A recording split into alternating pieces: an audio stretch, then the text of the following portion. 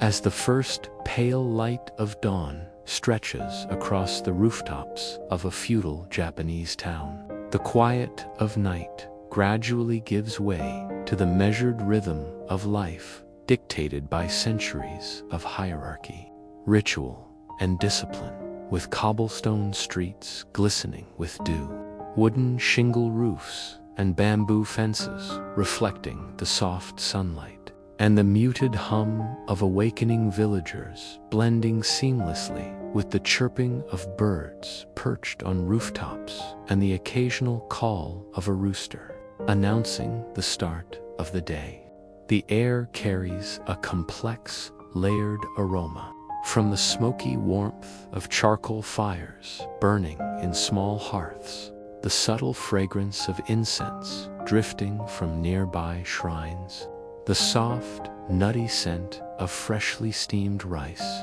rising from clay pots, the salty temps of dried and smoked fish hanging from wooden racks, to the earthy perfume of wet soil and moss clinging to gardens and pathways, creating a living olfactory tapestry that envelops anyone walking through the streets and immediately transports them into the sensory world of feudal Japan. Samurai, clad in lacquered armor, polished to a faint sheen, stride purposefully along stone pathways, their movements precise, deliberate, and almost ritualistic, swords secured at their hips, crests on helmets catching the light, reflecting both their status and their constant readiness to protect their lord or uphold honor, while townsfolk, artisans, merchants, and laborers hustle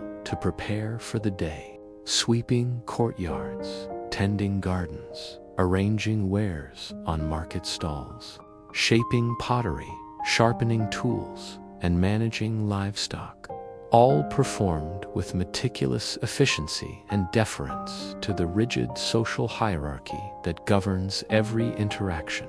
Each small gesture an unspoken sign of respect, obedience, or understanding of one's place within the societal order. Inside kitchens, both modest and grand,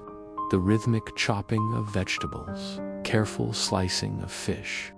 precise handling of knives and wooden spoons, and the gentle clinking of ceramic bowls and wooden ladles accompanies the hiss of miso soup simmering over open flames. The aroma of steaming rice mingling with fragrant herbs and freshly baked rice cakes, while cooks, apprentices, and domestic servants move in synchrony, stirring, seasoning, and arranging food with meticulous care, knowing that each meal is not simply sustenance, but a reflection of discipline, social order, and respect for tradition. Outside, market stalls come alive with artisans unfurling indigo-dyed and vermilion fabrics, arranging lacquered wooden boxes, displaying pottery intricately painted with seasonal motifs, and placing baskets of fruits, vegetables, and freshly made rice cakes, all designed to attract the discerning eye of passing samurai, merchants, and townsfolk who negotiate with subtlety, precision, and politeness, their exchanges reflecting skill in commerce as much as taste in goods. Each interaction reinforcing social bonds, economic order, and mutual respect. The auditory landscape is equally layered, a symphony of life that includes the soft murmur of conversations, the clatter of coins, the gentle shuffle of sandals on stone, the distant tolling of temple bells, the rhythmic chant of monks or traveling priests, the soft barking of dogs, the occasional neigh of a horse, and the voices of vendors advertising their wares, together creating a dense, immersive soundscape that mirrors the intricate social and cultural layers of the town. Apprentices and young samurai practice in open courtyards, striking wooden training swords against each other or dummies, their movements precise and controlled, reflecting years of training and the unyielding discipline of Bushido, while their teachers watch silently, occasionally offering guidance through a nod, a gesture, or a correction, instilling lessons of timing, precision, patience, and respect for hierarchy. And observing these sessions, children and younger villagers learn through imitation, absorbing the interplay of skill, tradition, and social expectation in ways that will shape their own understanding of survival, etiquette, and honor. As morning progresses, market stalls overflow with seasonal produce, dried fish, salted meats, pickled vegetables, rice cakes, spiced treats, and small curios, while street food vendors prepare grilled fish, dumplings, and miso-based snacks, the aromas blending into an almost tangible cloud that envelops the streets, drawing passersby into a rich sensory experience that encompasses sight, smell, sound, and taste, illustrating how culinary tradition, trade, and ritual are inseparable in medieval Japanese society. Tea merchants carefully prepare green tea, the roasted leaves releasing delicate earthy fragrances that mingle with the surrounding smells of cooked foods, enticing samurai, merchants, and commoners to pause, sip, and reflect, fostering quiet moments of mindfulness amid the activity, emphasizing the balance between daily labor and spiritual or cultural reflection that defines feudal life. Children run between stalls, occasionally sampling sweet rice cakes or fried pastries, laughing and squealing, while adults barter, exchange news, and watch apprentices navigate the bustling streets, creating a continuous rhythm of life where food, commerce, social hierarchy, and cultural expression intertwine seamlessly. As the day deepens, the streets become a living tableau of interconnected human experience. Samurai supervising errands or escorting goods, artisans displaying skill and engaging curious onlookers, cooks maintaining fires and preparing dishes, vendors demonstrating wares and negotiating prices, children learning and playing, and townsfolk participating in the ritualized bustle of daily life, all interwoven with sounds, scents, and movements that immerse any observer in a world simultaneously orderly, disciplined, and vibrant, leaving an indelible impression of the rigor, beauty, and sensory richness of feudal Japanese life, and illustrating that even a single day in a samurai town is filled with subtle tension, artistry, ritual, survival, and human connection, forming a dense and unforgettable tapestry of culture and experience. As the morning unfolds further, stepping into a samurai household reveals a world governed by precision, hierarchy, ritual, and an unyielding attention to detail, where every action, sound, and gesture carries meaning, and the balance between work, training, and social duty is carefully maintained. The main courtyard opens onto a perfectly raked gravel garden, bordered by low wooden fences and small ponds filled with koi, their movement slow and graceful, reflecting the aesthetic and philosophical values embedded in the household, while the fragrance of incense drifts from a small shrine tucked into the corner, mingling with the aromas of freshly cooked rice, grilled fish, and miso soup, creating a sensory environment that is simultaneously calming and alive,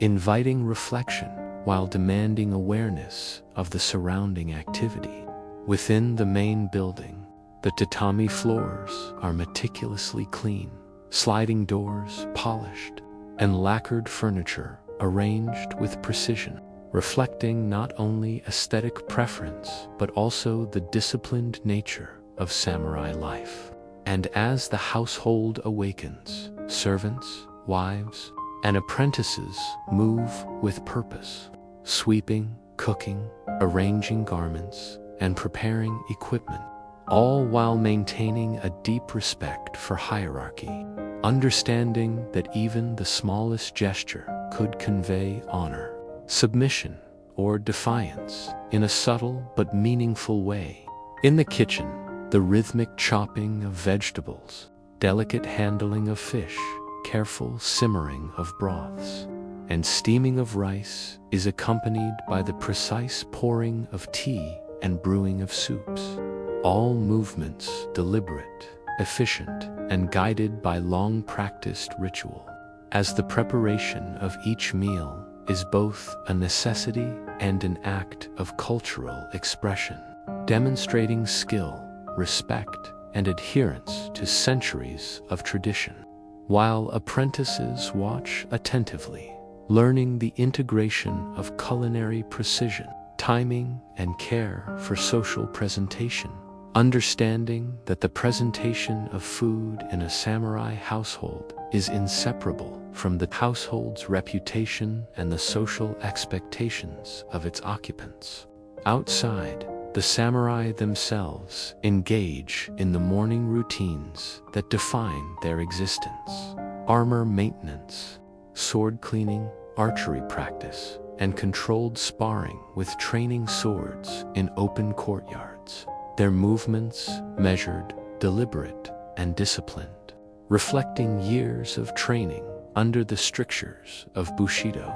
where mastery of weapon, body, and mind are inseparable, and every action is a demonstration of skill, strength, and social understanding, witnessed by retainers, apprentices, and occasionally visiting officials or neighboring samurai who observe both for leisure and for subtle judgment of prowess, etiquette, and respect. As the sun rises higher, household members attend to education, meditation, and ritual, children and apprentices learning calligraphy, reading, poetry, and strategy, while adults engage in the study of philosophy, law, and martial tactics, blending practical knowledge with the aesthetic, spiritual, and moral lessons that have long guided the conduct of samurai families. And these lessons are seamlessly woven into daily routines, where even sweeping a courtyard or arranging dishes becomes an opportunity to practice mindfulness, precision, and social etiquette, reinforcing the unity of personal, cultural, and martial discipline. The sensory environment of the household is rich and layered. The scent of grilled fish and rice mingles with incense smoke and the subtle fragrance of lacquered wood. The sound of bamboo swords striking training dummies, sandals moving across polished floors, and the quiet murmur of instruction and conversation fills the air, punctuated occasionally by the soft splash of koi in the pond, birdsong from nearby trees, or the distant bells of a temple, creating a living symphony that mirrors the rhythm of discipline, observation, and human interaction essential to household life. Mealtime is both communal and ritualized. Food is presented in carefully arranged lacquered bowls and trays, each dish placed with precision, reflecting both aesthetic considerations and adherence to social hierarchy. While the samurai eat in silence or quiet discussion, observing rules of etiquette that dictate not only how to handle chopsticks, bowls, and cups, but also how to express respect toward elders, peers, and subordinates, reinforcing the social and moral fabric that sustains the household. Children, apprentices, and servants participate according to age and status, fetching water, arranging dishes, or serving tea, learning through observation and participation the subtleties of behavior, timing, and interaction that define honor, discipline, and duty, while the interplay of labor, observation, and instruction ensures that each member of the household internalizes both practical skills and cultural values, essential to life in a feudal Japanese town. As afternoon approaches, the courtyard becomes a place of controlled recreation and practice, with young samurai continuing martial exercises, archery practice, or horseback training if stables are present, while adults demonstrate strategy, swordsmanship, and philosophy in both instruction and performance, and the sensory richness remains immersive. From the subtle fragrance of medicinal herbs used in kitchens or baths, to the visual harmony of meticulously arranged gardens and household objects, to the steady rhythm of disciplined movement and occasional laughter or conversation, all of which combine to create a holistic environment where every action, smell, sound, and sight reinforces the values of honor, diligence, mindfulness, and cultural continuity. By evening, meals are prepared once again, often lighter but no less ritualized. And as lanterns and candles are lit, shadows flicker on wooden walls, sliding doors, and tatami floors, bathing the household in warm, moving light that accentuates textures, colors, and the interplay of movement and stillness, reinforcing both aesthetic appreciation and a sense of order, closure, and reflection at the end of a disciplined, structured day. The household, though busy and disciplined, demonstrates the inseparable connection between survival, social hierarchy, ritual, and human experience, showing that in feudal Japan, every gesture, every action, and every interaction is part of a vast, interconnected system of duty, learning, and cultural preservation, leaving any observer with a profound sense of the rigor, beauty, and immersive complexity that defines samurai life, ensuring that even a single day in such a household becomes a rich, multi-sensory experience that resonates with the legacy of honor, discipline, and human ingenuity. As the day advances toward mid-morning, the streets outside the samurai household come alive with activity, revealing a world of commerce, community, and cultural complexity that extends far beyond the rigid discipline of the home, where market stalls, open-air shops, and narrow alleyways pulse with the rhythm of everyday survival, trade, and social performance, creating an environment that is both chaotic and harmonious, fragrant and noisy, yet deeply structured by centuries of tradition and social hierarchy. Vendors, each with their carefully arranged goods, line the streets, their voices rising above the din to announce the quality, freshness, and uniqueness of their wares, ranging from bright indigo-dyed textiles, lacquered wood boxers, delicate pottery, and metal tools, to fresh vegetables, rice cakes, dried and smoked fish, grilled meats, and seasonal fruits, each item carefully displayed to attract samurai, merchants, artisans, and townsfolk alike, while apprentices and assistants dart between stalls, carrying trays of food, refilling bowls, or gathering coins, their movements rapid but controlled, a choreography honed through observation, necessity, and repetition, reflecting the intricate interplay of commerce, efficiency, and social expectation in a feudal Japanese town. The sensory environment is intense and layered. The smell of grilled fish, freshly steamed rice, and sweet pastries mingles with incense from nearby shrines and the earthy aroma of wet stone and soil, while the soundscape includes the rhythmic tap of wooden sandals on stone, the occasional clatter of coins against counters, the murmur of haggling, the laughter of children darting between stalls, the clinking of utensils in kitchens, the distant tolling of temple bells, and the melodic strains of street musicians playing flutes, shamisen, or drums, all combining to create a living, breathing symphony of urban life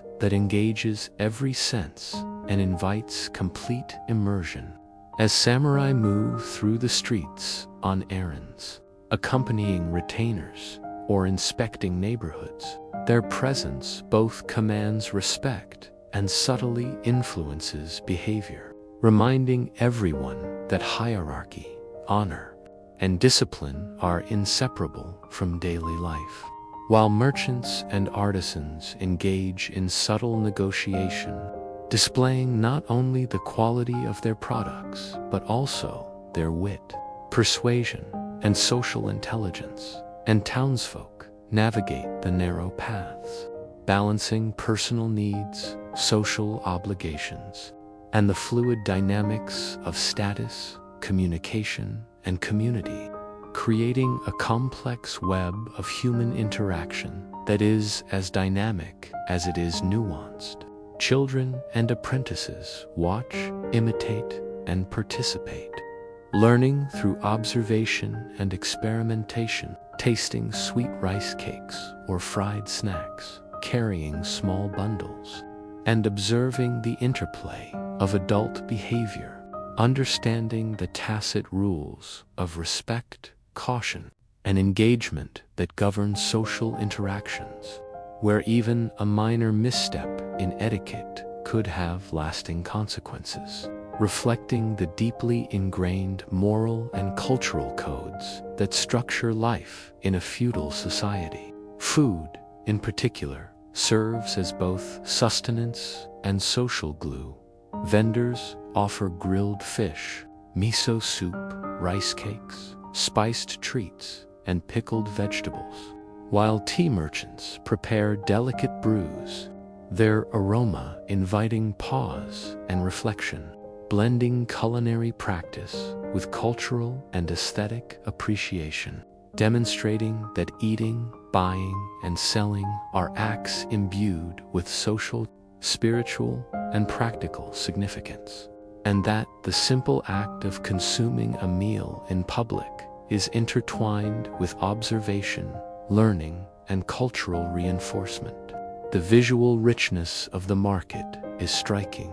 Wooden stalls arranged in tight rows, colorful fabrics fluttering in the breeze, polished pottery and lacquered boxes gleaming in sunlight, fresh vegetables and fruits arranged in geometric patterns, smoke curling from open fires, chefs balancing trays of steaming foods, and samurai and townsfolk moving with purpose and attention, creating a cinematic tableau that captures the essence of daily life in feudal Japan. As afternoon approaches, performances and demonstrations emerge in the streets. Martial arts exhibitions,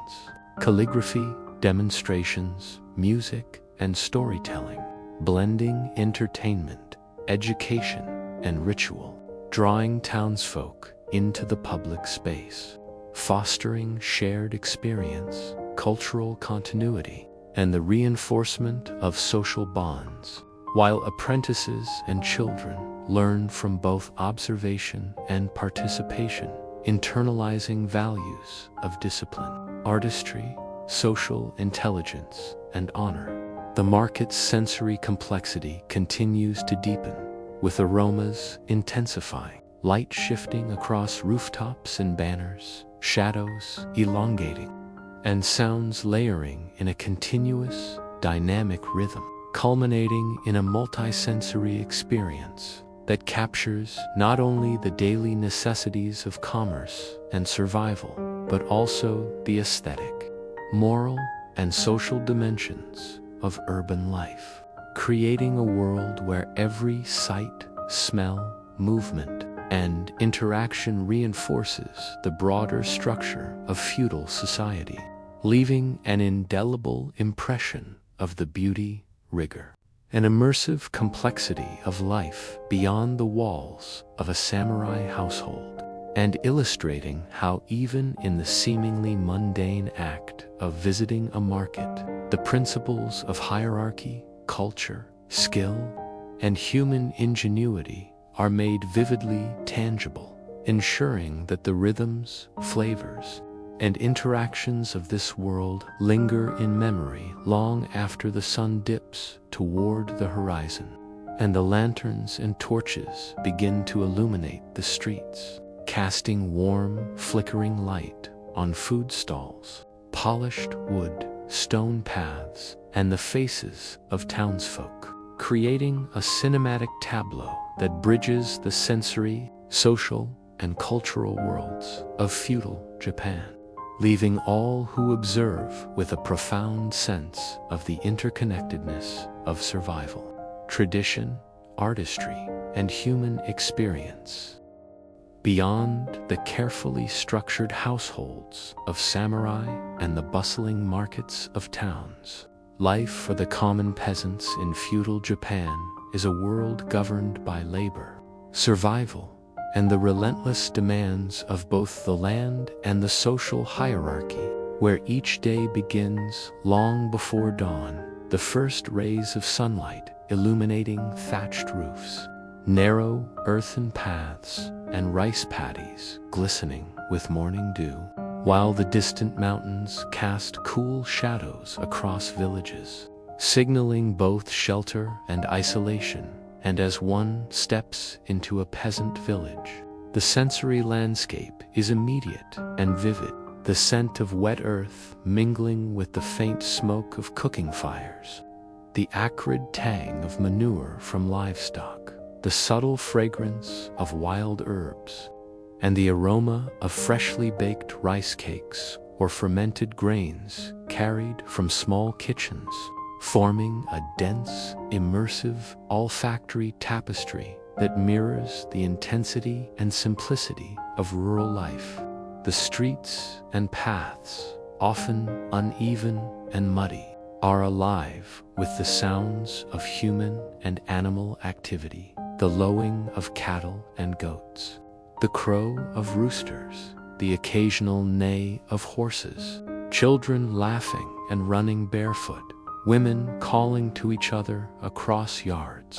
and the rhythmic clatter of wooden tools striking soil, stone, or timber, all combining to create an acoustic environment that, while chaotic, is deeply tied to the rhythm of labor, survival, and seasonal cycles. Peasants begin their day with physical labor, tending rice paddies, plowing fields, sowing seeds, and irrigating crops, while others manage vegetable gardens, tend livestock, or collect water from wells and rivers, movements precise yet tiring, performed under the careful eye of village elders or land overseers who ensure both efficiency and adherence to the rigid expectations of social structure, as failure to meet quotas, damage to crops, or perceived laziness could have dire consequences, including fines, corporal punishment, or social shame, embedding a constant pressure into every task performed, and instilling a profound understanding of the link between personal diligence and communal survival. Inside homes, women manage kitchens, grind grains, prepare fermented foods such as miso or pickles, and tend to children, all while preserving household hygiene, maintaining firewood supplies, and performing textile work. From weaving straw mats to repairing clothing, their labor simultaneously nurturing, practical, and culturally instructive as they pass down culinary knowledge, medicinal practices, and social etiquette, ensuring that each generation inherits both survival skills and cultural continuity. Children, from a very young age, are integrated into the daily rhythm, learning to carry water, feed animals, help with planting or harvesting, and observe social interactions, internalizing lessons of responsibility, cooperation, and respect for hierarchy, and understanding that their role is vital to both household survival and the reputation of their family within the village community,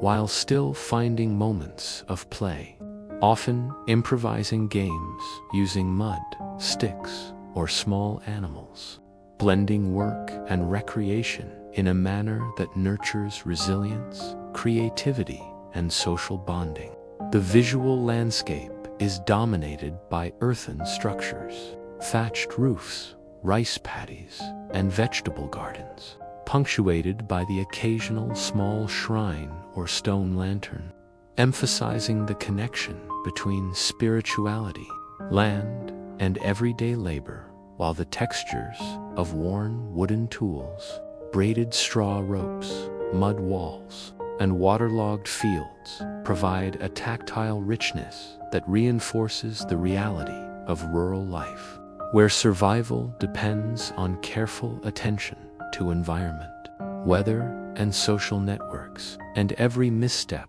could have cascading consequences. Mealtime is simple but ritualized. Freshly cooked rice, pickled vegetables, occasional fish, and seasonal fruits are distributed according to family hierarchy and labor contribution. The taste of each dish intensified by the hard work and effort invested in its preparation, while fermented beverages such as rice, sake, or barley tea provide both hydration and a small indulgence after long hours in the field, reinforcing social cohesion and communal identity. Communication within the village is constant. Elders convey instructions. Women advise on culinary or household matters.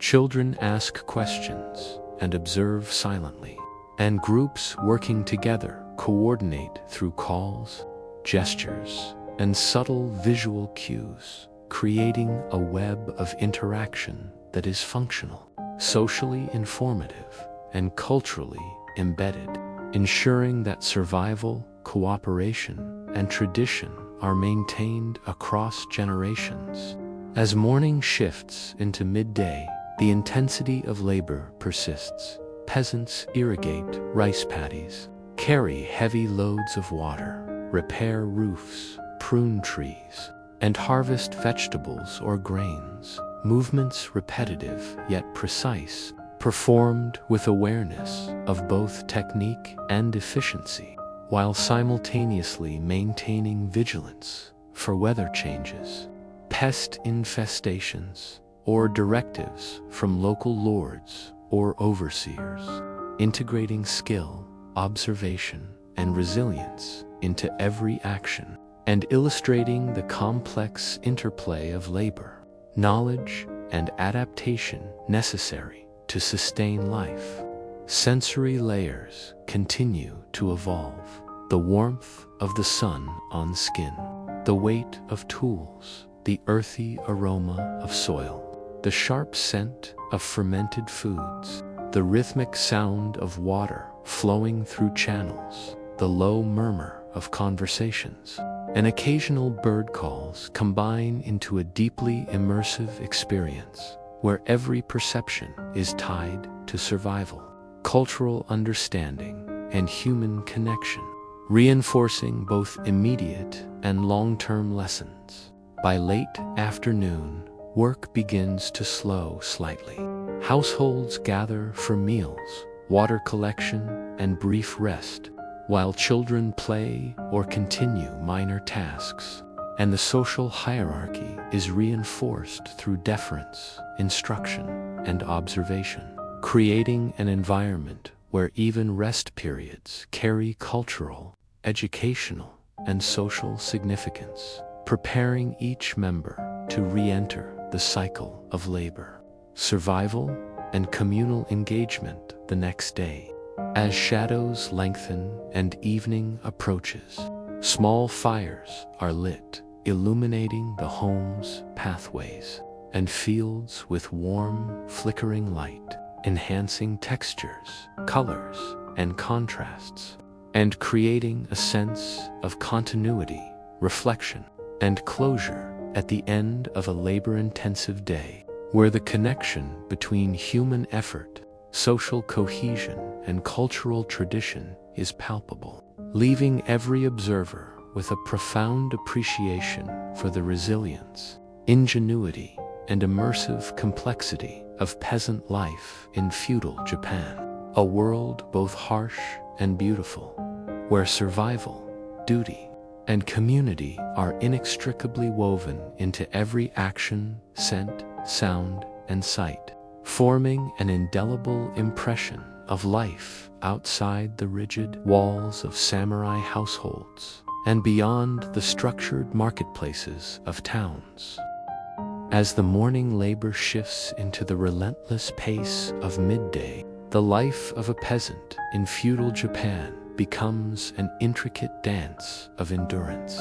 skill, and careful attention to the demands of land, weather, and social hierarchy, where each movement, breath, and choice directly impacts survival, and the boundary between success and hardship is razor-thin. The villagers work with a synchrony dictated by centuries of tradition and necessity, moving through rice paddies, vegetable plots, and small fields, hands wet and muddy as they plant seedlings, pull weeds, or irrigate the soil, their bodies bending and stretching in repetitive but precise motions. The physicality of the labor demanding stamina, resilience, and careful observation.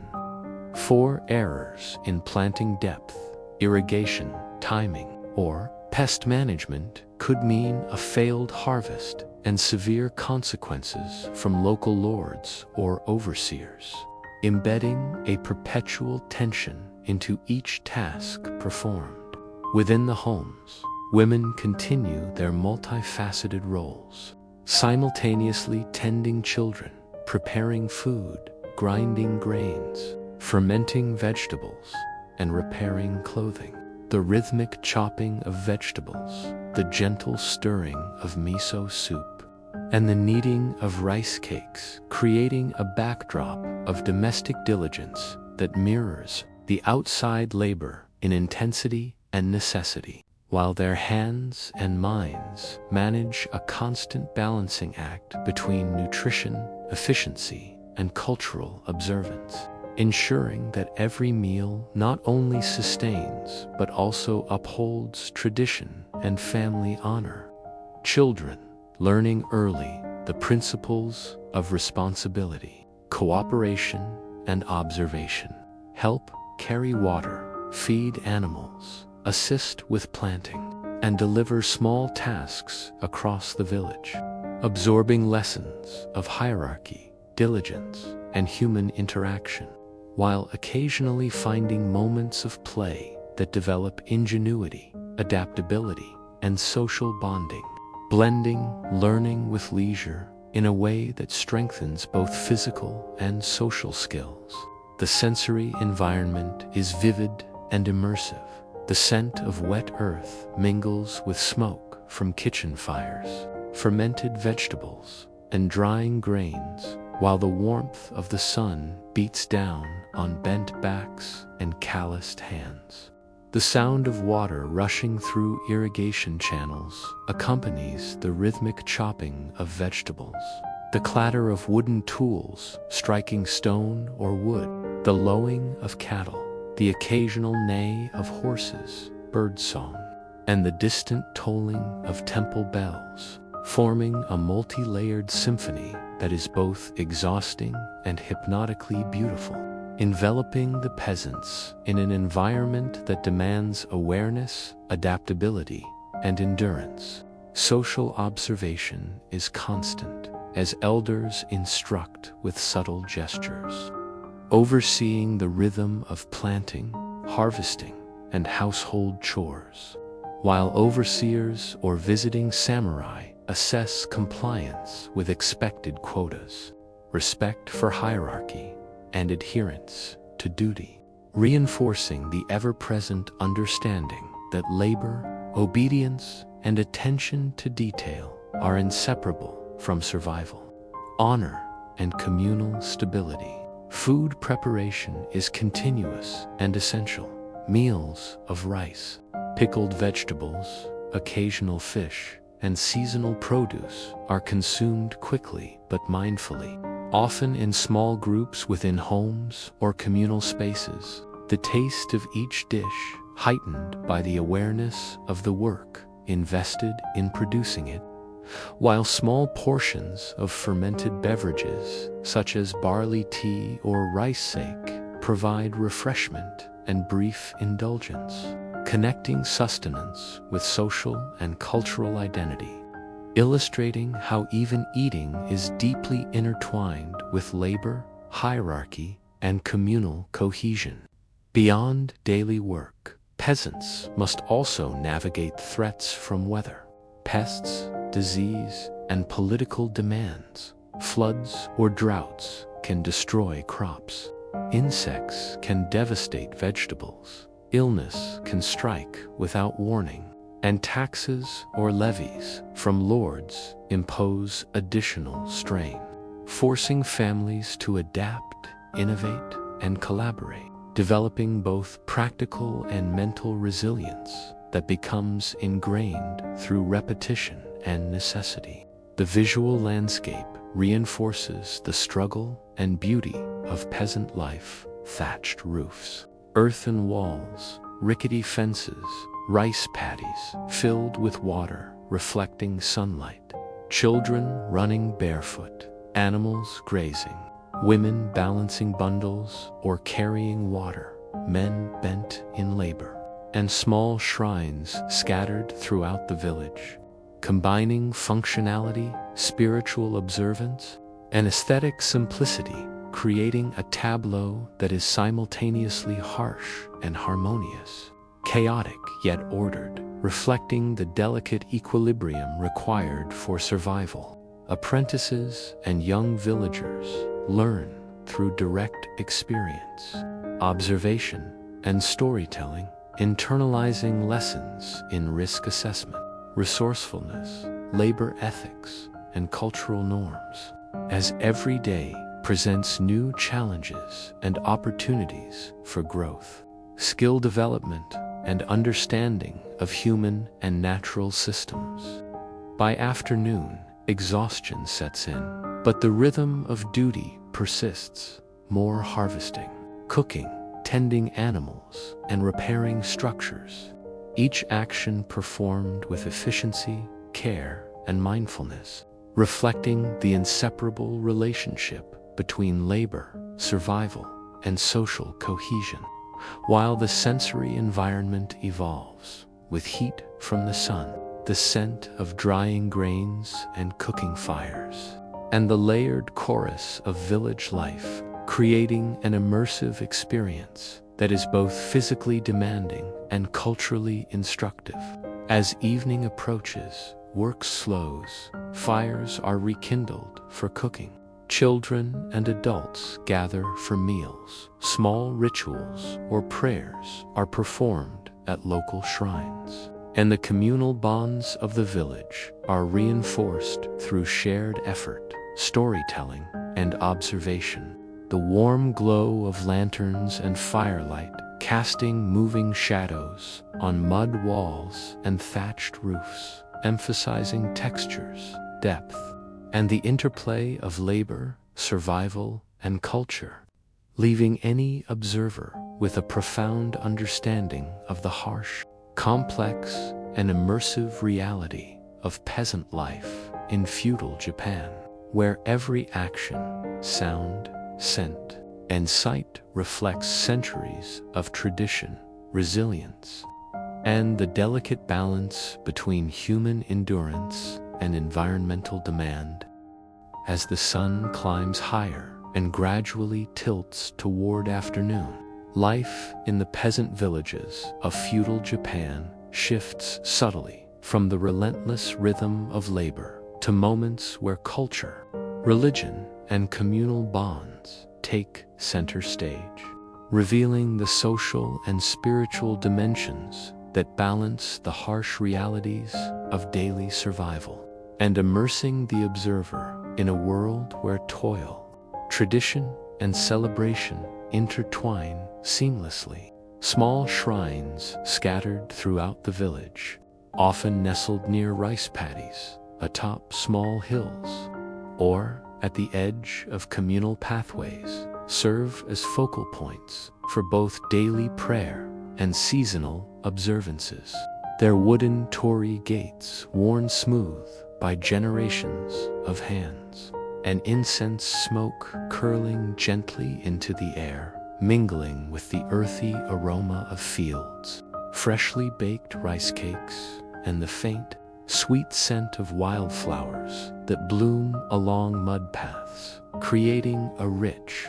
multisensory backdrop for spiritual and communal activity. Villagers, despite exhaustion from morning labor, gather to maintain these sacred spaces, sweeping away leaves, replacing offerings of rice or seasonal fruits, lighting candles and incense, and chanting prayers, movements that are both practical and symbolic, emphasizing respect for ancestors, natural forces, and the unseen powers believed to govern both fortune and misfortune, reinforcing a worldview in which survival, labor, and ritual coexist. Festivals, whether small, seasonal observances, harvest celebrations, or more elaborate temple-sponsored events, provide opportunities for social cohesion, storytelling, and cultural expression, breaking the monotony of daily toil while simultaneously teaching younger generations the values, legends, and etiquette embedded in centuries of tradition. And as villagers gather for these events, the visual and auditory experience is remarkable. Colorful banners flutter, masks and wooden effigies are displayed. Musicians play flutes, shamisen, and drums. The rhythmic beat of instruments echoes across rice paddies, and dancers move in choreographed patterns that blend skill, storytelling, and spiritual symbolism. Children watch with wide eyes, learning both the narratives of gods, spirits, and legendary heroes, and the subtle cues of social behavior, including when to bow, when to clap, when to speak or remain silent, and how to interact with elders and peers, integrating lessons of morality, etiquette, and communal participation into experiences that are simultaneously joyful, instructive, and culturally vital. Food plays a central role during festivals and communal gatherings, extending beyond mere sustenance into the realm of celebration and social cohesion, with temporary stalls offering roasted fish, sweet rice cakes, pickled vegetables, grilled skewers, fermented beverages, and seasonal treats. Their aromas, combining with incense, smoke from hearths, and the warm earthiness of the surroundings to create a dense, olfactory tapestry, while the sounds of chopping, sizzling, laughter, singing, and musical instruments create an immersive auditory environment that reinforces the sensory richness of these gatherings. Spiritual leaders, village elders, and sometimes visiting priests or monks guide rituals, offerings, and prayers, blending instruction, performance, and cultural reinforcement in ways that are subtle yet profoundly effective, shaping both communal norms and individual understanding of duty, morality, and connection to the divine, while artisans and performers demonstrate traditional skills, crafts, or dances, highlighting the intersection of aesthetics, spirituality, and social identity, and providing a model for apprentices and children to emulate. Social observation remains constant even during festivals. Young peasants watch the interactions of elders, noting gestures, speech patterns, and hierarchy, internalizing the social codes that govern respect, obedience, and cooperation, while adults balance participation, instruction, and supervision, ensuring that each event reinforces both cultural continuity and practical social cohesion, a delicate interplay that strengthens both individual skill and communal resilience. As afternoon progresses into evening, lanterns and torches are lit throughout the village, casting flickering shadows across mud walls, thatched roofs, fields, and pathways, highlighting textures, creating depth, and accentuating the movement of dancers, musicians, and villagers, while the faint glow illuminates offerings at shrines and ceremonial spaces, producing a cinematic interplay of light, shadow, and human activity that is both enchanting and instructive, emphasizing the inseparability of ritual, labor, and culture in daily life. The sensory environment deepens with layered aromas of cooking, incense, soil, and plant life, the mingling of voices, music, laughter, and ritual chants, and the shifting light of lanterns,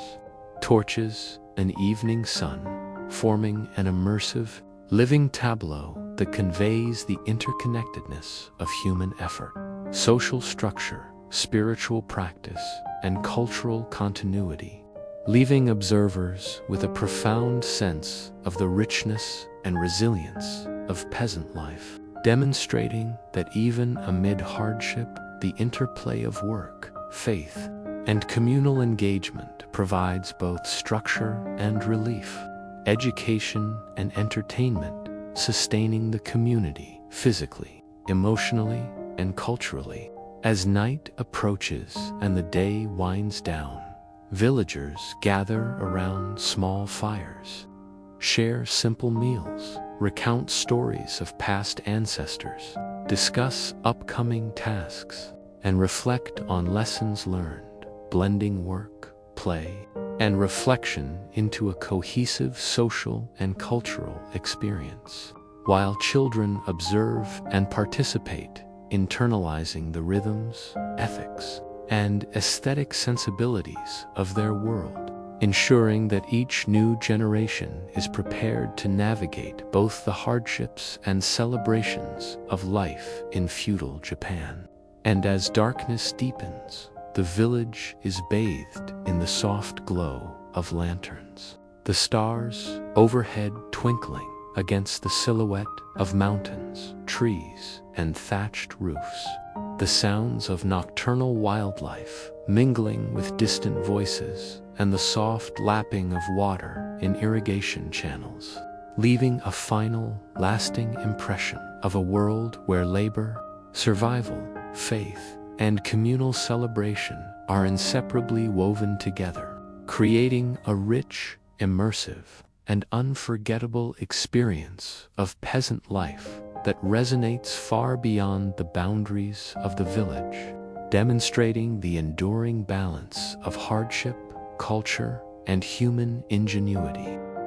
In the bustling streets of a medieval Japanese town, far removed from the rigorous discipline of samurai households and the relentless labor of peasant fields. The life of a merchant unfolds as a careful balance of commerce, social navigation, and personal ambition,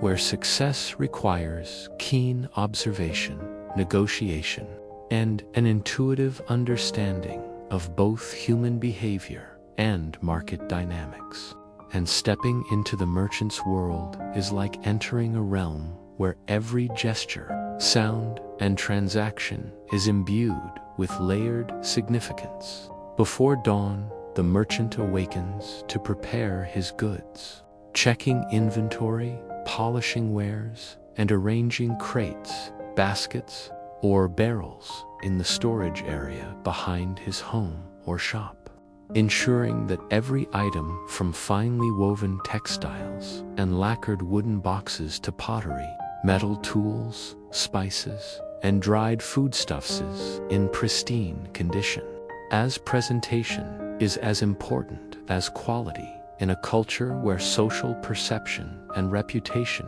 govern opportunity and influence. The aroma of incense drifting from a nearby shrine mingles with the earthy scent of wooden floors, paper, and the faint musk of stored goods, while the rhythmic tapping of sandals on wooden floors and stone pathways marks the beginning of the day, blending auditory cues of human movement with the tactile environment of polished wood, straw mats, and carefully stacked merchandise. As dawn breaks, the streets awaken with vendors, customers, and townsfolk, and the merchant moves quickly to his stall, adjusting displays, ensuring visibility and appeal, and preparing for the first interactions of the day, knowing that initial impressions can dictate the flow of trade. The marketplace is a sensory tapestry. Bright fabrics flutter in the breeze. Polished lacquer glimmers in sunlight. Pottery reflects the shifting light. Spices, dried fish, pickled vegetables, and fruits release complex aromas.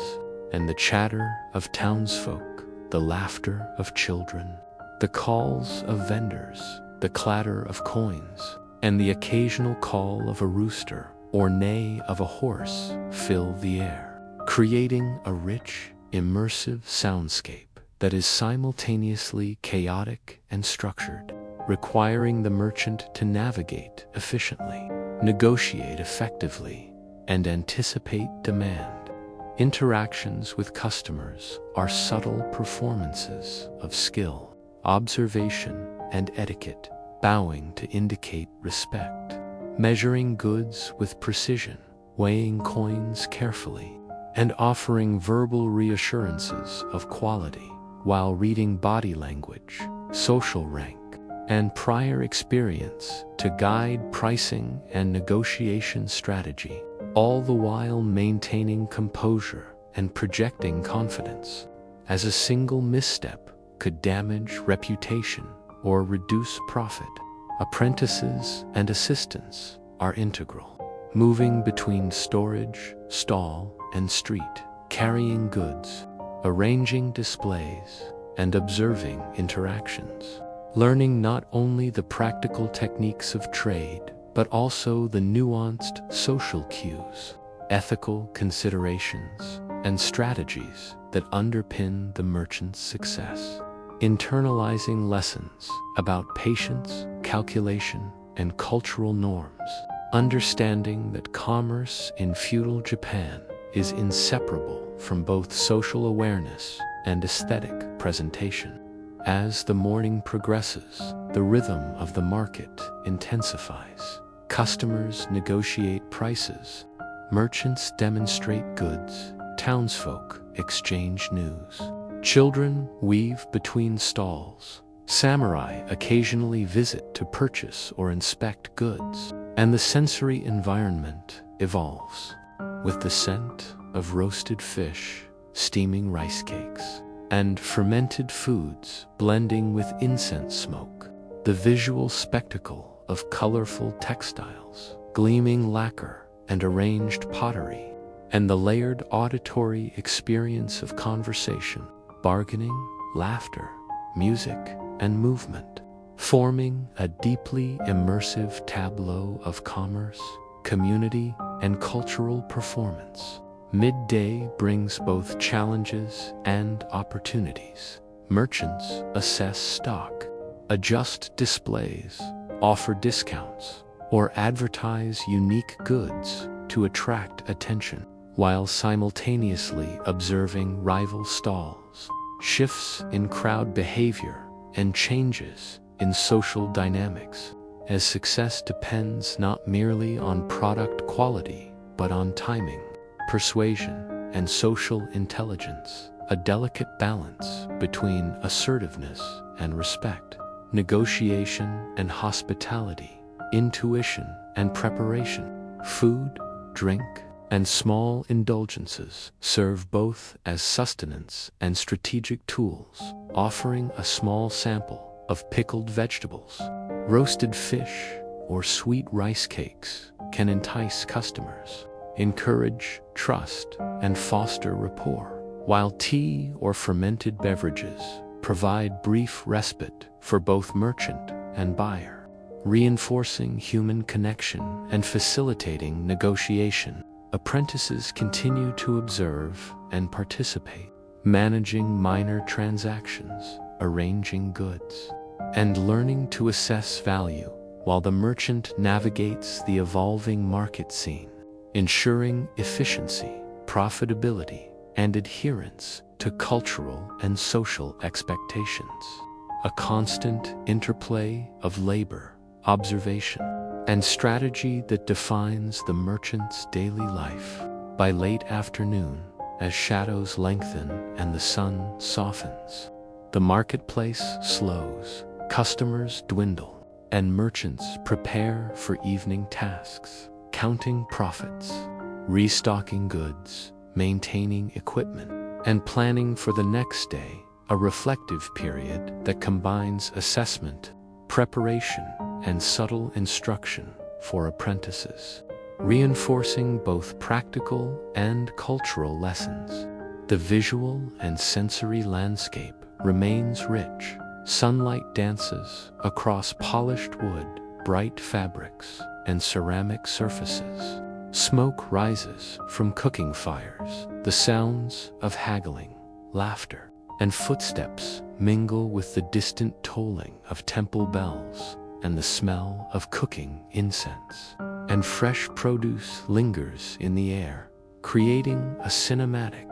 immersive tableau that communicates both the labor and artistry of the merchant's life, and leaves observers with a profound understanding of the skill, patience, and human insight required to navigate commerce in feudal Japan, where survival, reputation, and social intelligence are inseparably intertwined.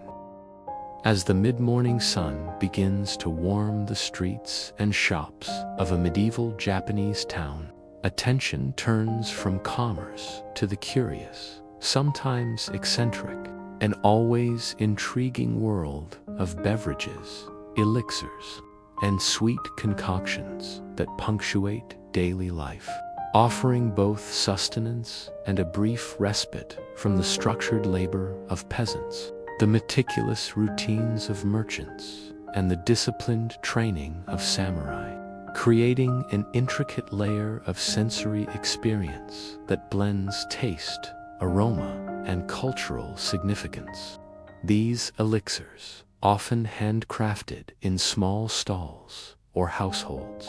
range from simple, sweetened teas made from roasted barley or green leaves, infused with hints of dried herbs and blossoms, to more elaborate fermented drinks that balance sweetness, acidity, and subtle alcohol. Their production, a delicate art passed down through generations,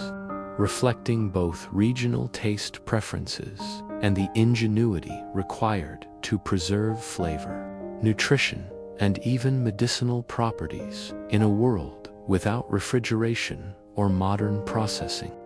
Walking through the narrow alleys of the market, one encounters the heady aroma of roasted grains, sugar from candied fruits, hints of herbal infusions, and the slightly tangy scent of fermentation. An olfactory symphony that draws curious townsfolk and visiting samurai alike, while the visual display of wooden barrels, ceramic pots, woven baskets, and lacquered cups presents a colorful, textured, and cinematic tableau, demonstrating that even something as simple as a drink can be a sensory and cultural spectacle. Vendors skillfully serve these beverages, their movements precise and deliberate, ladling steaming sweet teas into small cups, pouring fermented drinks from clay pots, or presenting unusual mixtures of honey, spices, and dried fruits in miniature wooden bowls. Each interaction a subtle performance of hospitality, persuasion, and social awareness, requiring the vendor to gauge taste preferences, social rank, and personal curiosity, and adjust their presentation accordingly, ensuring both satisfaction and a sense of wonder. Apprentices and young helpers assist in this delicate process, observing closely how liquids are measured, mixed, and presented, learning through imitation the balance of flavor, aroma, and visual appeal, as well as the cultural norms of service, politeness, and attention to hierarchy, realizing that even a simple drink can serve as a teaching tool for both practical skill and social understanding. The sensory environment is rich and layered, the warmth of freshly poured tea in one hand, the faint fizz of fermented barley or rice beverages in the other, the soft clatter of cups on wooden counters, the murmur of customers discussing flavors, the subtle fragrance of herbs and blossoms mingling with smoke from nearby cooking fires, and the distant calls of merchants or children playing, all combining to create a dynamic and immersive tableau that engages sight, smell, sound, and taste simultaneously. These elixirs are not merely consumed for pleasure. Some are believed to carry health benefits, calming properties, or minor medicinal effects, with herbs selected to aid digestion, reduce fatigue, or stimulate energy, blurring the line between culinary art and practical medicine, and emphasizing the inseparability of cultural knowledge,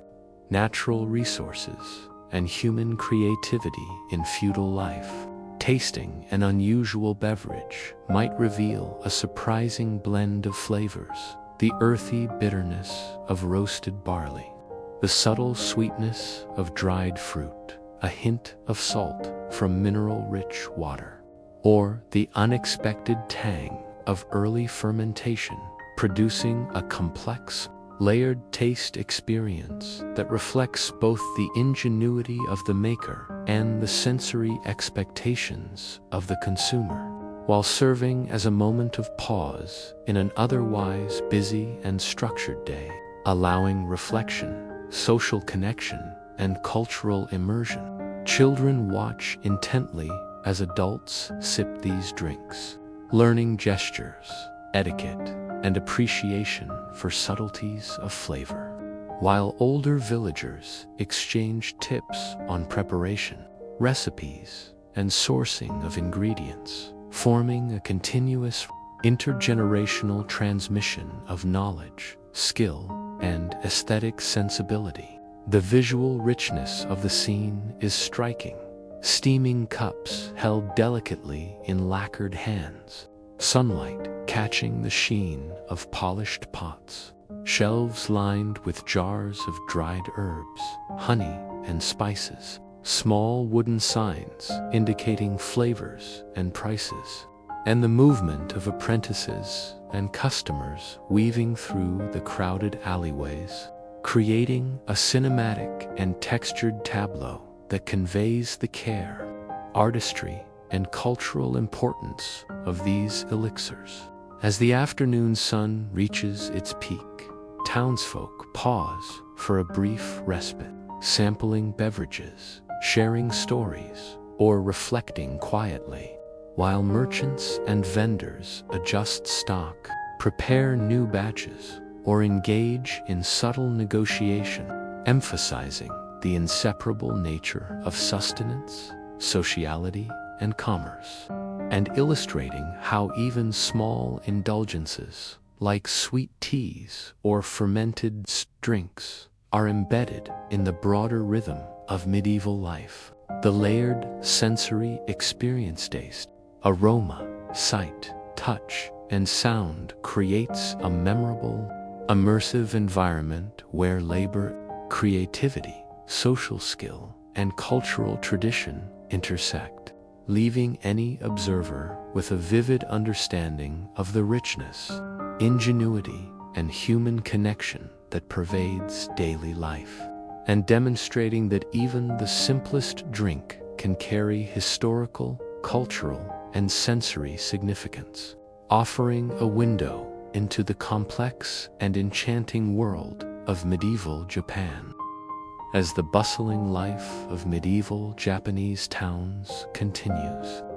it becomes clear that beneath the vibrant markets, enticing aromas, and cheerful interactions lies a layer of danger, hazard, and unpredictability that any observer or participant must navigate carefully, for the streets themselves, while alive with commerce and social exchange, are fraught with risks that could threaten health, livelihood, and even life itself, revealing the stark contrast between the charm and peril of urban life in feudal Japan. Narrow alleys wind unpredictably between tightly packed wooden buildings, their uneven surfaces, loose stones, and occasional puddles or mud patches making travel treacherous, especially for children, elderly villagers,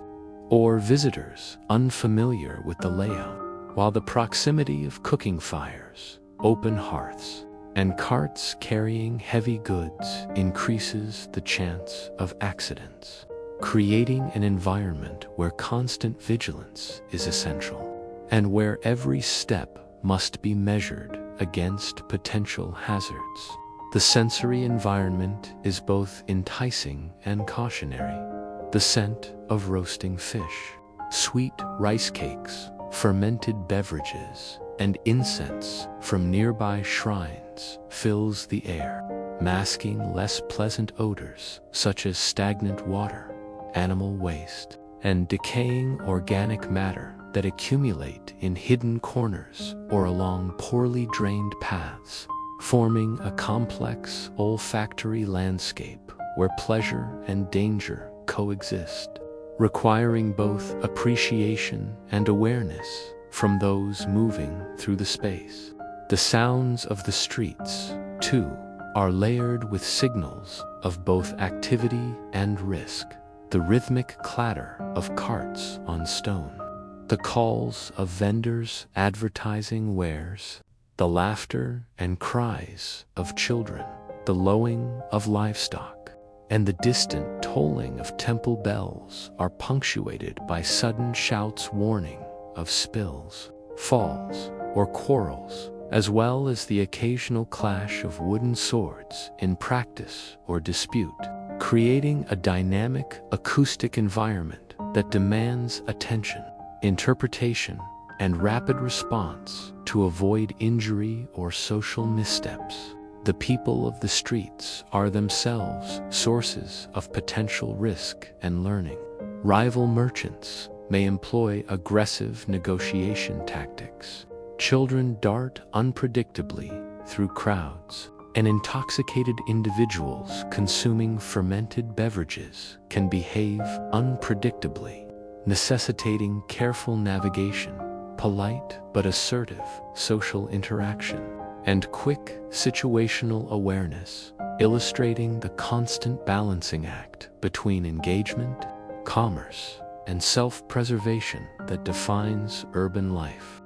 Diseases and infections pose a silent but serious danger. With crowded streets, close interaction, and limited sanitation providing conditions for the spread of fevers, gastrointestinal issues, and skin infections,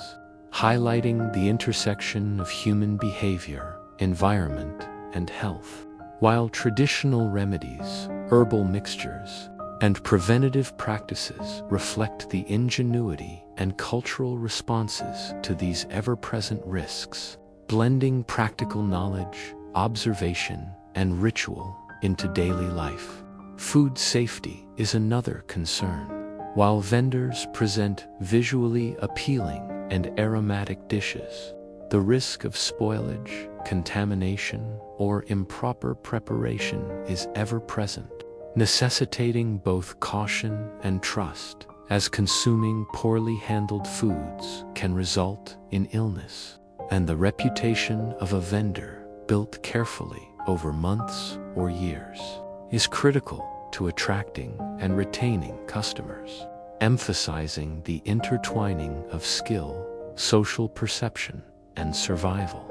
Theft, pickpocketing, and occasional street quarrels add another layer of danger. Narrow alleys provide cover for opportunistic thieves. Disputes over goods or debts can escalate quickly, and the presence of local constables or samurai patrols adds tension and enforcement, reinforcing social hierarchy and control, while simultaneously reminding all participants of the risks inherent in public spaces. Apprentices and children must learn to navigate these hazards, observing not only physical cues such as uneven terrain, carts, or livestock, but also social cues, body language,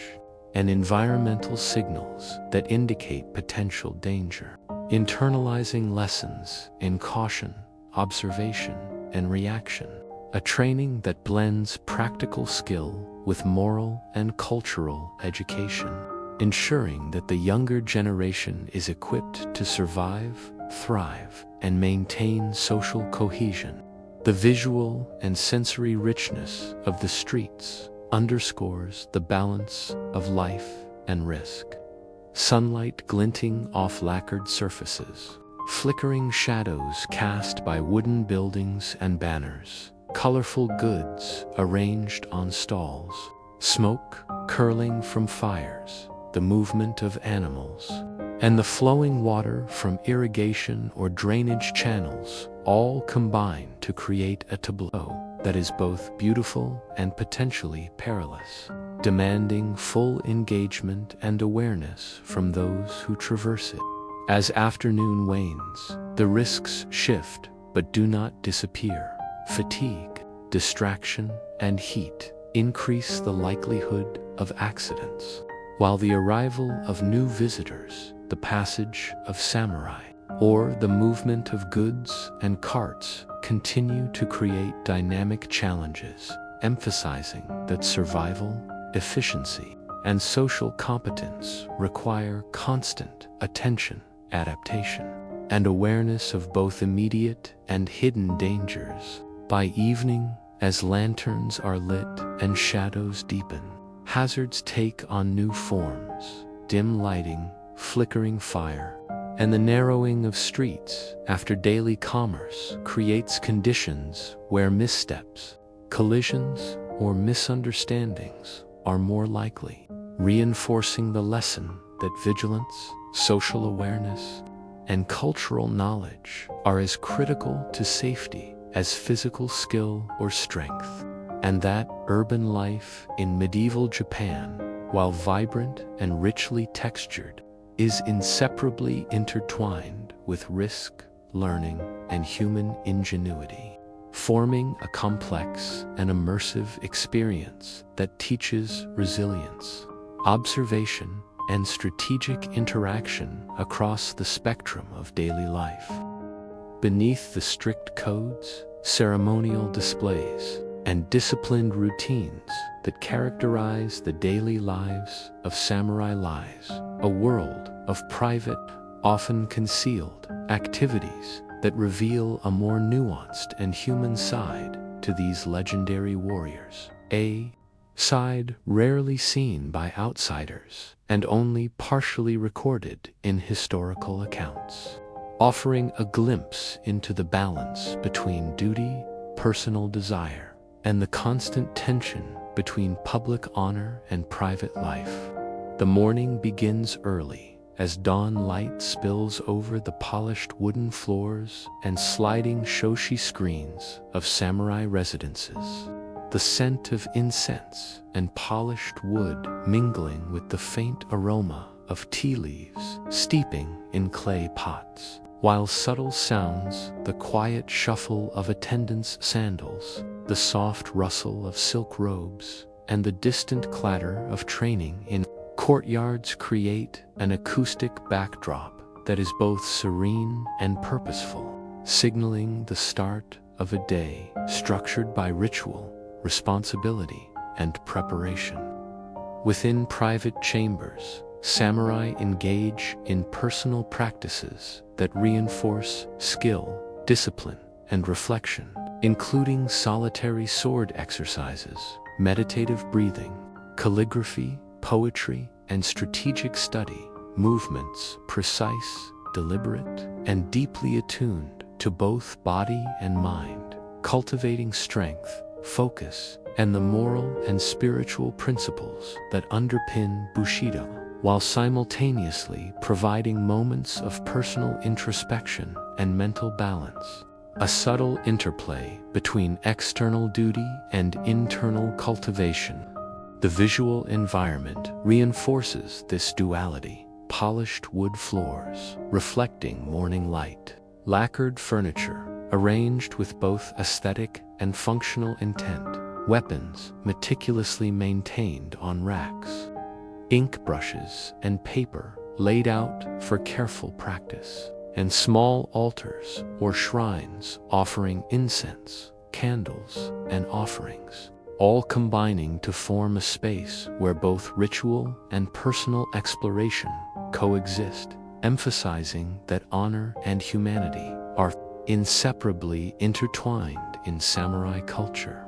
Outside the private chambers, training courtyards and gardens provide arenas for more vigorous yet controlled physical expression. Kata, formalized sequences of sword movements, archery practice, spear drills, and tactical maneuvers are conducted with precision. The sound of blades cutting air, the thud of feet on sand, and the occasional clatter of wooden targets creating a layered, rhythmic soundscape, simultaneously beautiful, disciplined, and intense, revealing the merging of art, martial skill, and human endurance in everyday samurai life. Samurai social life is carefully managed, blending public performance with private interaction. Formal meals, ceremonial greetings, and social visits are highly structured,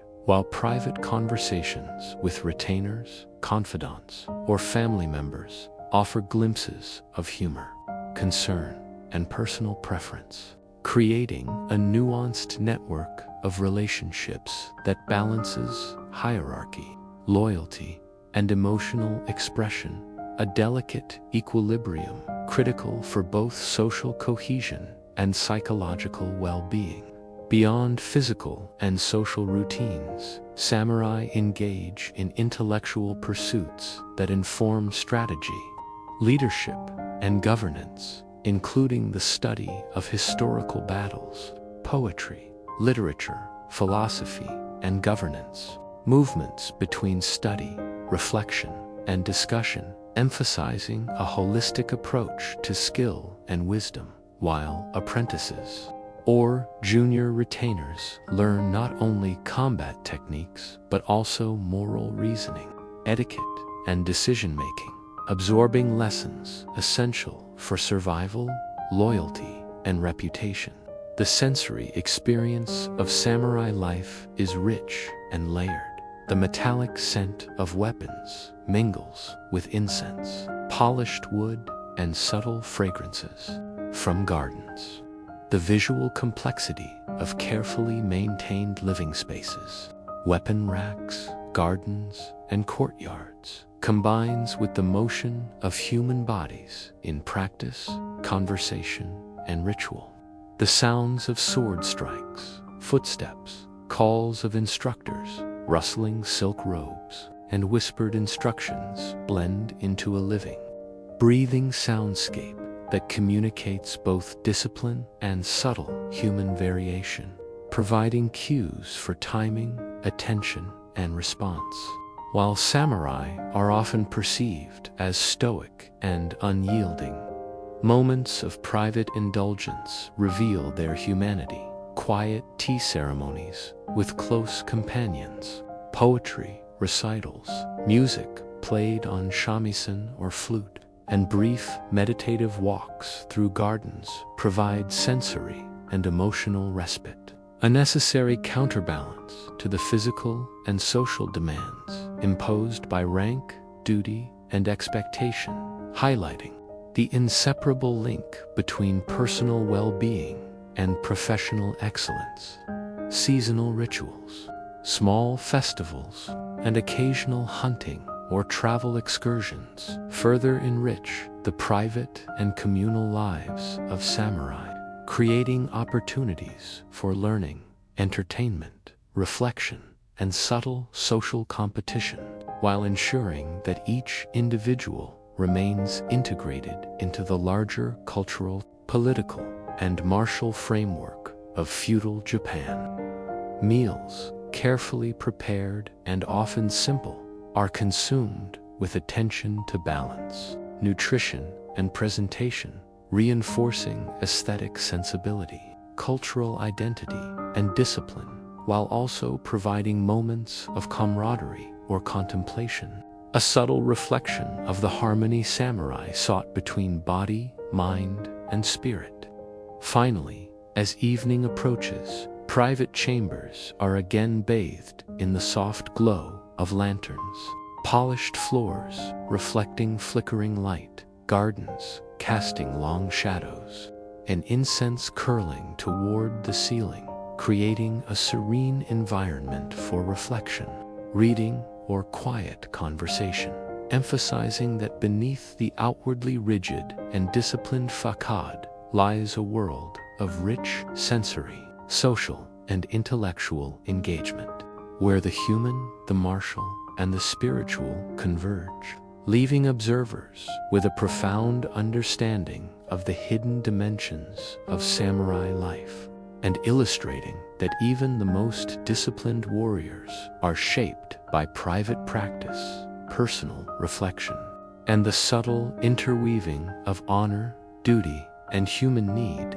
Beyond the serene gardens, private chambers, and disciplined routines of daily life, the samurai world is defined by an intricate and unforgiving landscape of strategy, combat, and warfare, where every decision, movement, and alliance carries profound consequences for survival, honor, and legacy. And stepping into this domain reveals a level of calculated skill, intellectual rigor, and human endurance that few outside the warrior class could ever fully comprehend. The day often begins with meticulous study of maps, terrain models, and written records of previous battles,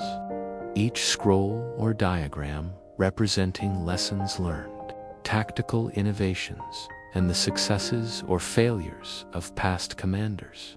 with samurai attentively analyzing troop movements, topographical features, supply routes, and enemy capabilities, applying logic, memory, and intuition to anticipate and outmaneuver potential threats, a mental exercise that is simultaneously cerebral and highly practical, preparing the warrior for real-world engagement. Training in weaponry, is rigorous, precise, and continuous, blending physical conditioning with tactical application. Swordsmanship, spear drills, archery, and mounted combat exercises are performed with repetitive perfection. Each movement calculated to maximize efficiency, speed, and lethality, while simultaneously reinforcing discipline, mental focus, and situational awareness. As mastery over one's body and weapon becomes inseparably linked to survival and success on the battlefield, the visual environment of a training ground or war preparation site is striking. Polished blades glint in the sunlight.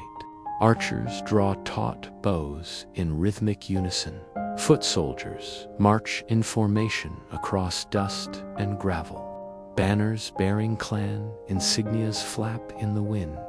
and mounted samurai maneuver gracefully yet decisively, creating a dynamic, almost cinematic tableau that conveys both order and kinetic energy, emphasizing the harmony between human skill, strategic planning, and environmental awareness. Samurai also engage in simulations of battle scenarios, including mock skirmishes, tactical drills, and siege preparations. Movements coordinated through subtle signals, hand gestures, and verbal commands, fostering teamwork, rapid adaptation, and an intuitive understanding of timing and spatial awareness. While apprentices and younger warriors observe and participate, internalizing the complex interplay between command, obedience, and independent decision-making required on the battlefield. Sensory awareness is paramount. The metallic scent of sharpened blades, the earthy smell of dust and trampled grass, the faint aroma of ink from maps and scrolls, the clatter of weapons, the rhythmic footfalls of soldiers, and the distant calls of instructors or commanders form a layered acoustic and olfactory environment, heightening alertness and reinforcing the connection between perception, reaction, and decision-making, creating a fully immersive experience in which every sense is engaged. Strategic planning extends beyond immediate combat to logistics, alliances, and long-term political positioning, as samurai must consider supply chains, reinforcement timings, the morale of troops, and the behavior of neighboring lords or rival factions, analyzing both the predictable and unpredictable elements of human and natural systems, requiring foresight, adaptability, and resilience. As the cost of miscalculation can range from reputational damage to the complete loss of life and territory, the samurai code, Bushido, informs every tactical and strategic choice, blending moral, ethical, and practical considerations into decision-making, emphasizing honor, loyalty, courage, and respect, while providing a guiding framework to balance ruthlessness and compassion, aggression and prudence, ensuring that each warrior acts not merely as a soldier, but as a moral and social agent within a complex web of obligations and expectations. Weapons, maintenance, and preparation are equally critical. Swords are meticulously sharpened and inspected, armor repaired and adjusted, bows strung and tested, and all equipment carefully organized, ensuring reliability, efficiency, and readiness, with apprentices learning the intimate details of weapon care and deployment, understanding that neglect or error in preparation can prove fatal, reinforcing the inseparability of technical skill, discipline, and survival. During actual battle or skirmish, sensory immersion intensifies the clash of steel, the thundering of hooves, the the cries of warriors, the smell of sweat, blood, and smoke, the visual chaos of dust, banners, and rapid movement, and the tactile feedback of weapon and armor all combine into a highly demanding environment, requiring split-second decision-making, precise execution, and unshakable focus, highlighting the extreme demands placed upon samurai both physically and mentally. Even outside direct combat, reconnaissance, espionage, and intelligence gathering are crucial. Scouts observe enemy positions. Messengers relay critical information, and careful attention is paid to rumors, local terrain, and patterns of movement, as knowledge often determines the advantage in a conflict, illustrating that warfare is as much about perception, planning, and adaptation as it is about brute strength or skill with weapons. Finally, after training or skirmishes, reflection, debriefing, and study ensure that lessons are internalized, maps are revisited, errors analyzed, successful maneuvers noted, and apprentices instructed in both tactical and ethical reasoning, reinforcing the continuous cycle of learning, adaptation, and strategic thinking that defines the samurai approach to warfare, and leaving observers with a profound understanding of the complexity, intensity, and immersive richness of samurai strategy, where intellect, skill, honor, and human ingenuity converge to navigate the perils and responsibilities of feudal Japan.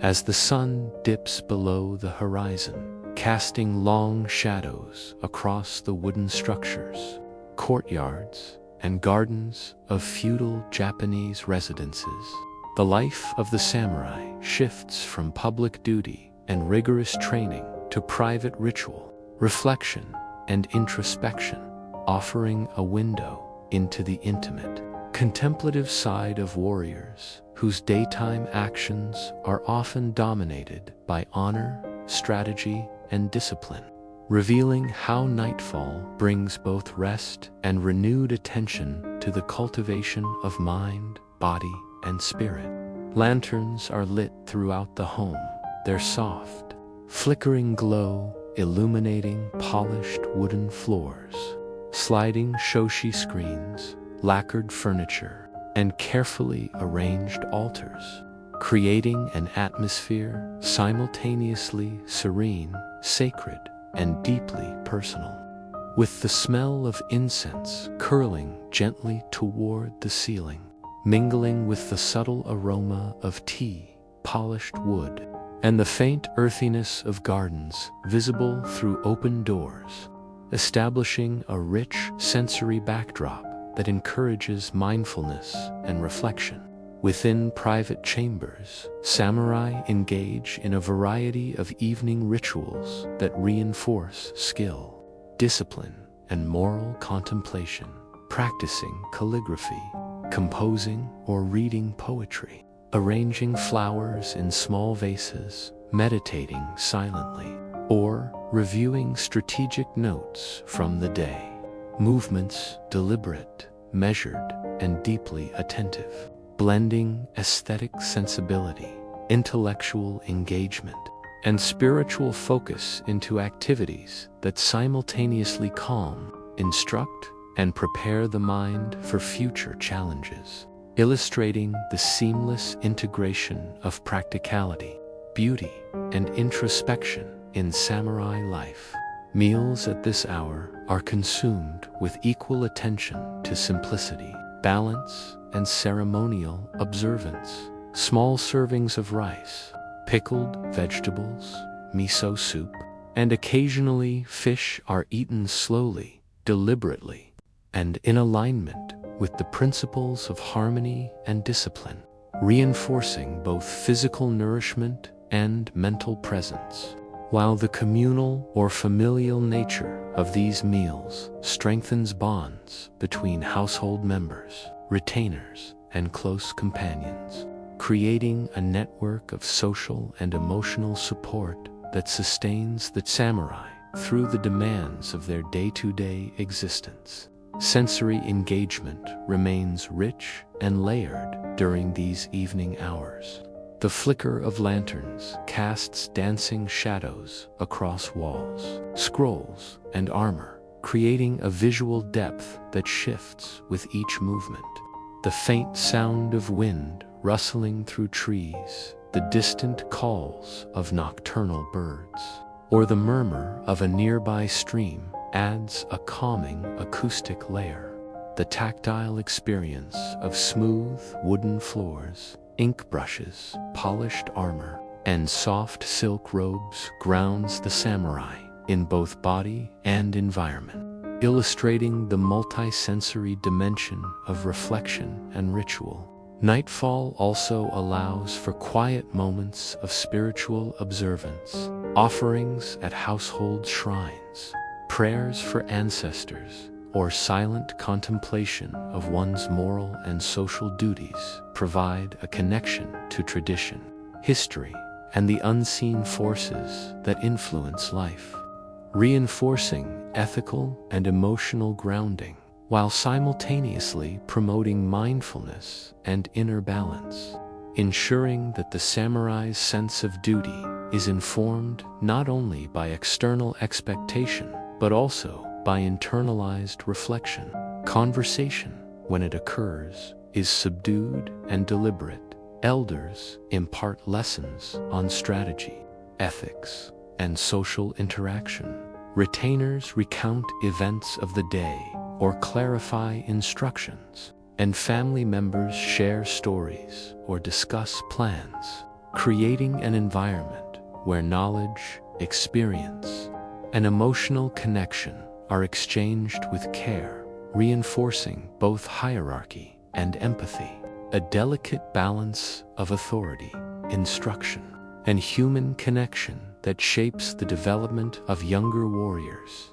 and maintains the cohesion of the household. Observation of the night sky, seasonal changes, and subtle environmental cues further integrates the samurai with the natural world. Stars glimmer above thatched roofs. Distant mountains and trees cast deep silhouettes, and moonlight reflects off polished surfaces, providing visual markers for meditation, reflection, and aesthetic appreciation. While the rhythmic cadence of lantern flames, rustling leaves, and flowing water creates a soundscape that supports both relaxation and attentive mindfulness. Apprentices and junior retainers observe closely, internalizing both technical skill and behavioral patterns. From the subtle hand gestures used in rituals to the measured movements of tea preparation or calligraphy,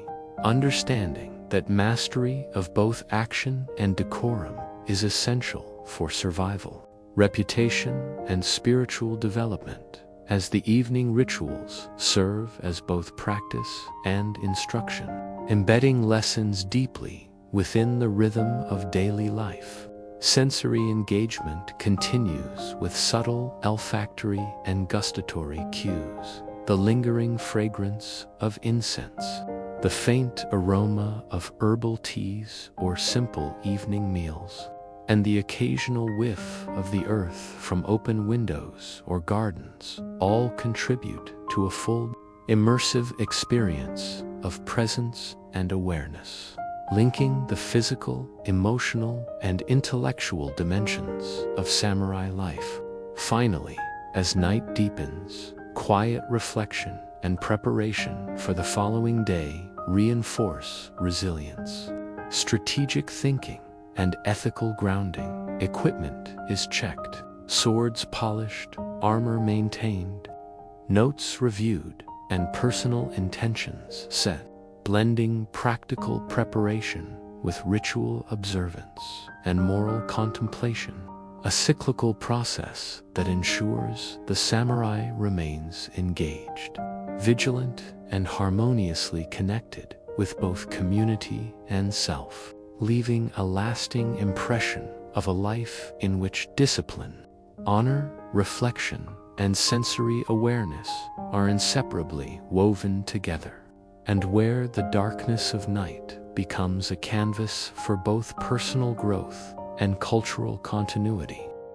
In the shadowy corners of feudal Japan, far removed from the ceremonial displays, polished courtyards, and highly regimented lives of samurai, exists a hidden, clandestine world defined by secrecy, stealth, intelligence, and extreme adaptability, the enigmatic world of the ninja, whose lives unfold in whispers, darkness, and careful observation, revealing an extraordinary dimension of human skill, perception, and survival that ordinary townsfolk rarely glimpse, and which demands a rare combination of mental acuity, physical precision, and emotional discipline. Unlike samurai, whose honor is codified, public and ceremonial, ninja operate in obscurity, blending seamlessly into villages, forests, mountains, and enemy encampments, using knowledge of terrain, human behavior, and social norms to gather intelligence, sabotage rivals, or execute covert missions, where a single misstep can result in capture, grievous injury, or death, making every decision a critical exercise in judgment, foresight, and courage. The sensory environment of the ninja's world is subtle, yet highly acute. The soft rustle of leaves underfoot, the distant echo of a human voice, the whisper of wind through bamboo, and the faintest shift of shadows provide constant signals, guiding movement, observation, and survival, transforming ordinary perception into a finely tuned instrument for detecting threats and opportunities, with every sense heightened to detect anomalies, assess timing, and anticipate reactions. Training for ninja begins in early childhood, often in isolated groves, mountains, or secluded dojos, where apprentices practice agility, climbing, silent movement, acrobatics, and evasion techniques, alongside mastery of specialized weapons such as kunai, small blades, ropes, and smoke devices, motions repeated endlessly until they become instinctive, ingraining reflexive responses, spatial awareness, and mental acuity, while simultaneously fostering patience, discipline, observation, and resilience, essential qualities for operating under extreme conditions in unpredictable and dangerous environments. The visual landscape of ninja training is stark and functional. Dimly lit rooms, sparsely furnished spaces, bamboo groves, forests with uneven terrain, streams, rocks,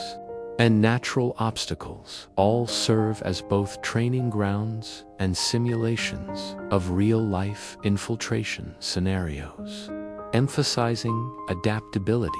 improvisation, and the ability to utilize surroundings as tactical advantage, turning ordinary landscapes into complex arenas of preparation, skill, and survival. Espionage is central to ninja life. Observing enemy movements, infiltrating guarded compounds, intercepting messages, and returning undetected requires not only physical skill, but also exceptional perception, psychological insight, and strategic planning, with every gesture, word, and interaction potentially providing crucial information, highlighting that success in this secretive realm depends as much on intellect, creativity, and foresight as on stealth, speed, or strength. Ninja must master disguise, mimicry, and social manipulation, reading subtle cues in clothing, posture, tone, and behavior allows them to blend seamlessly into towns, markets, villages, or military encampments, while auditory and visual signals of daily life footsteps, conversations, labor rhythms, animal sounds, and environmental cues become indispensable tools for misdirection, reconnaissance, and timing, revealing a sophisticated integration of perception, memory, improvisation, and situational analysis. Survival also depends on intimate knowledge of the natural environment. Forests, rivers, cliffs, and mountains are both obstacles and shelter, with ninja learning to read terrain, track movement, anticipate natural hazards,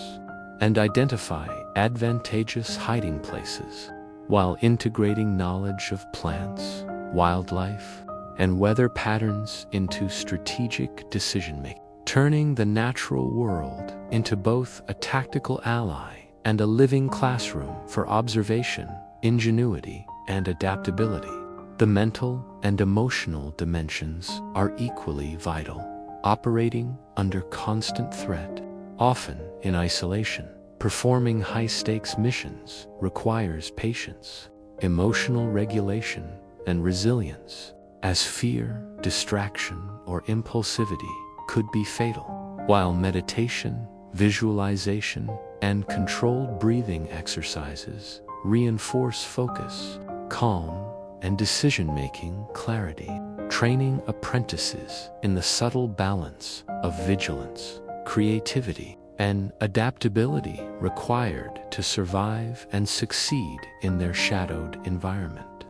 Ninja also employ a variety of specialized tools, from climbing hooks, ropes, and grappling devices to coded messages, concealed compartments, traps, and diversions, each requiring dexterity, innovation, and precise timing, demonstrating that success in espionage blends technical skill, environmental knowledge, and creativity, where improvisation often defines life or death. Intelligence gathering extends beyond immediate combat into social observation, monitoring rival clans, noting hierarchies, observing gestures, listening for rumors, and understanding cultural rituals provides essential data, allowing ninja to plan, anticipate, and manipulate situations without detection, revealing espionage as a cerebral, methodical, and ethically complex endeavor, where subtlety, patience, and discretion outweigh brute force, and where the consequences of misjudgment are severe. Nightfall transforms training and preparation into action. Masked, robed, and silent, ninja navigate forests, riverbanks, rooftops, and alleys, attuned to every sound, shadow, and movement, blending into darkness with patience and precision, executing reconnaissance, delivering messages, performing sabotage, or observing targets, demonstrating skill, courage, and adaptability at a level few could match, and illustrating the extraordinary complexity, subtlety, and immersive intensity of this hidden facet of feudal Japanese life. Apprentices, young and observant, learn movement, stealth, perception, social mimicry, and ethical judgment, internalizing lessons that ensure survival, effectiveness, and alignment with broader clan or mission objectives,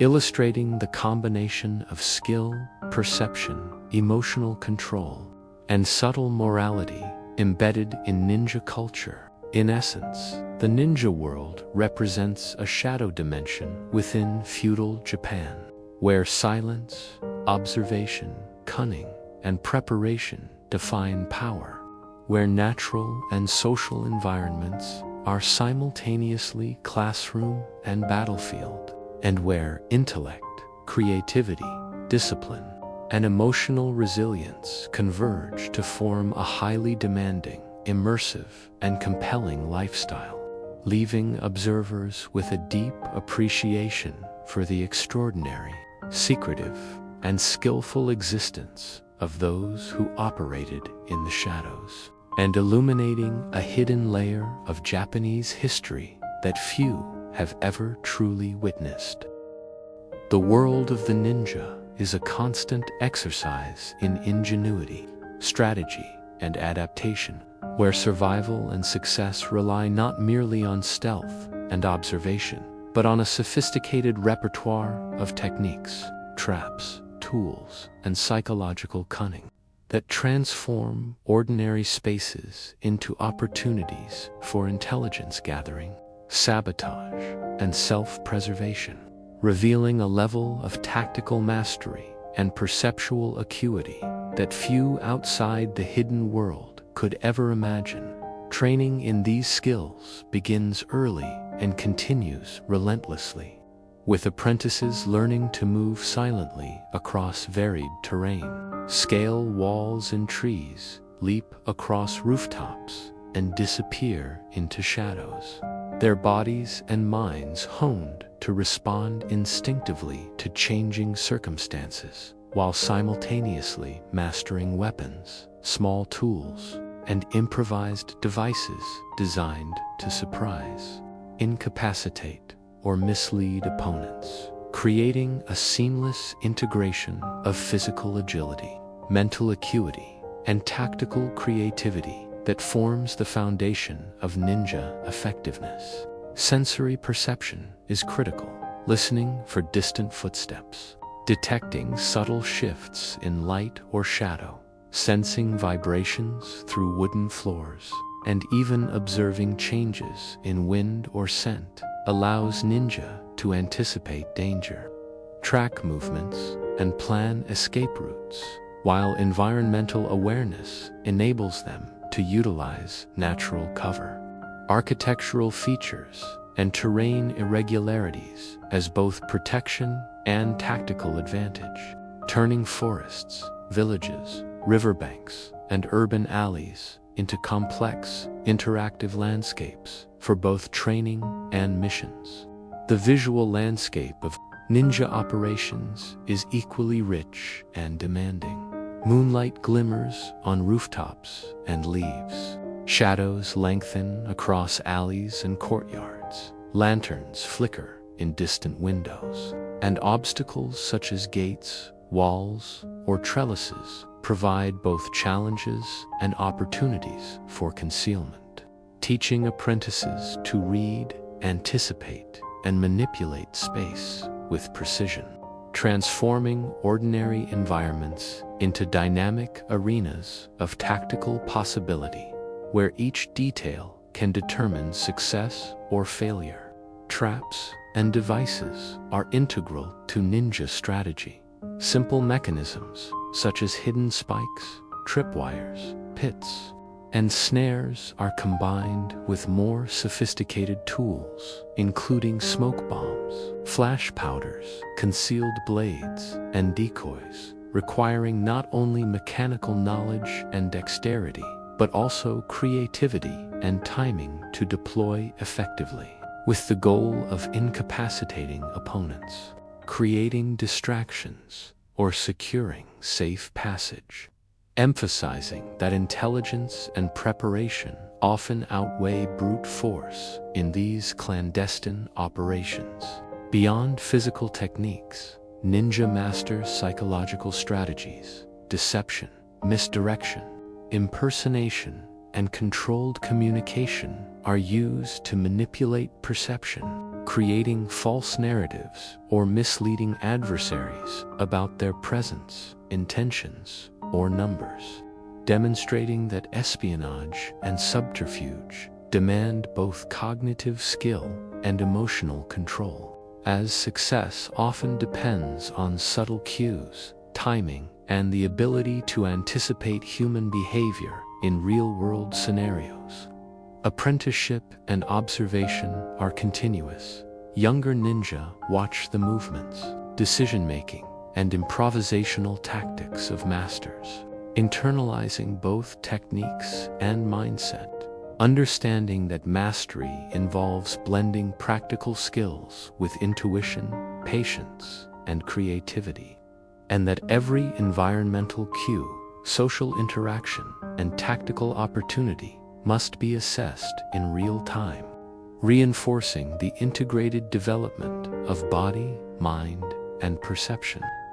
Ninja also rely on communication through subtle signals, gestures, and coded messages, enabling coordination over distance without revealing intent or identity, while knowledge of enemy customs, routines, and organizational structures allows them to anticipate responses, plan diversions, and exploit vulnerabilities, underscoring that intelligence, information, and planning are as critical to success as physical skill or stealth. Night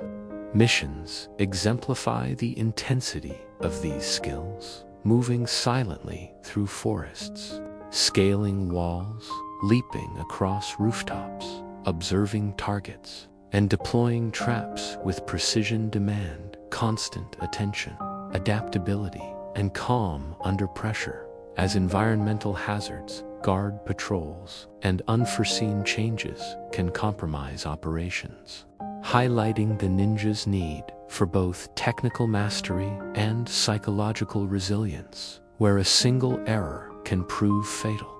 Sensory immersion remains central. The faint scent of smoke, the metallic temps of weapons, the rustle of leaves, the creak of floorboards, the shimmer of moonlight, and the soft whispers of wind provide vital information for navigation, decision-making, and timing, transforming ordinary perception into a finely tuned instrument for tactical awareness, anticipation, and response, linking every sense to survival and effectiveness. Beyond offensive or defensive maneuvers, ninja maintain meticulous preparation. Weapons and tools are cleaned, maintained, and concealed. Clothing and footwear adapted for maximum stealth, and escape routes planned in advance, blending discipline, foresight, and adaptability, illustrating that survival depends as much on preparation and ingenuity as on physical skill or courage. Finally, the ninja way emphasizes constant reflection, observation, and adaptation. After training or missions, techniques are reviewed, traps and strategies refined, mistakes analyzed, and apprentices instructed in both practical and ethical dimensions, embedding lessons in discipline, creativity, judgment, and moral reasoning, ensuring that the next operation benefits from accumulated knowledge, experience, and insight, leaving a profound impression of the complexity, skill, and immersive intensity of this shadowed world, where human ingenuity, discipline, and perception converge to survive and excel under constant threat, forming a hidden dimension of feudal Japan that is as fascinating as it is deadly, and revealing a layer of historical life seldom recorded, but essential to understanding the full richness and diversity of this period. As darkness envelops the villages, forests, and mountainous regions of feudal Japan, the ninja emerge from concealment, embodying an extraordinary combination of discipline, cunning, and adaptability, stepping into a world where silence, observation, and split-second decision-making determine life, death, or success, and where every shadow, sound, and movement must be interpreted and acted upon with precision. The night is their domain, yet it is fraught with danger, requiring mastery not only of physical skill, but also of environmental awareness, psychological insight, and strategic foresight, as patrols, natural hazards, and the unpredictability of human behavior create a constantly shifting landscape in which errors can be fatal, highlighting the extreme demands placed upon these shadowed operatives and the extraordinary preparation required to navigate it. Sensory perception is heightened to near superhuman levels. The faintest rustle of leaves, the subtlest shift in light or shadow, distant footsteps, whispered voices, or even the scent of smoke and animals serve as cues for movement, timing, and tactical choice, transforming every sense into both instrument and shield, and allowing ninja to detect, evade, or manipulate situations with remarkable precision, blending instinct with learned skill in an ongoing interplay of mind, body, and environment. Physical agility is essential, scaling walls and cliffs, leaping across rooftops, balancing on narrow ledges, crawling through confined spaces, and moving silently over uneven terrain require not only strength and flexibility, but also acute coordination, timing, and spatial awareness. Each movement deliberate and practiced endlessly until it becomes instinctive, enabling ninja to navigate obstacles that would confound ordinary individuals, while maintaining the composure and focus needed for stealth and rapid adaptation. Ninja also rely heavily on tools, gadgets, and tactical devices, ranging from throwing stars, knives, and ropes to smoke bombs, traps, and simple mechanical devices designed to mislead, incapacitate, or create diversions, all of which require dexterity, preparation, and ingenuity to employ effectively, illustrating that the shadowed life is not merely about concealment, but also about inventiveness, precision, and the intelligent application of resources. Espionage and intelligence gathering form the intellectual backbone of ninja activity. Observing enemy behavior, monitoring routines, noting weaknesses, and collecting information all require patience, analytical reasoning, and subtle social manipulation, as each action is carefully measured to extract maximum knowledge without revealing the operative's presence, demonstrating that success in this hidden world is as much about mind as body, and that mastery of perception, deduction,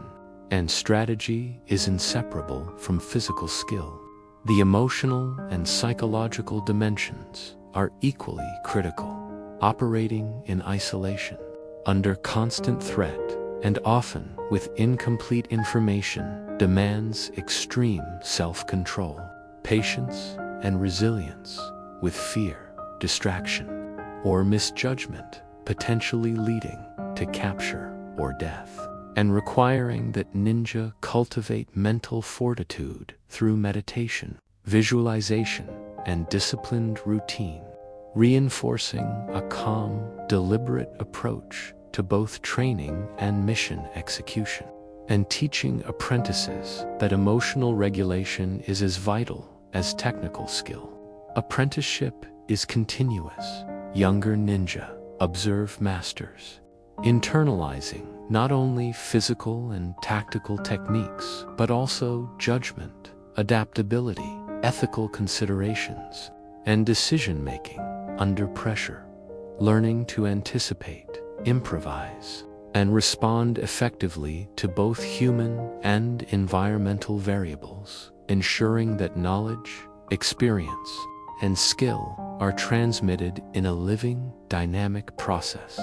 and that each generation refines and expands upon the techniques and philosophy of its predecessors. Survival also depends on environmental mastery. Forests, rivers, mountains, and villages serve as both obstacles and allies, with ninja learning to read terrain, identify natural cover, recognize potential hazards, and exploit opportunities presented by shadows, elevation, and human patterns,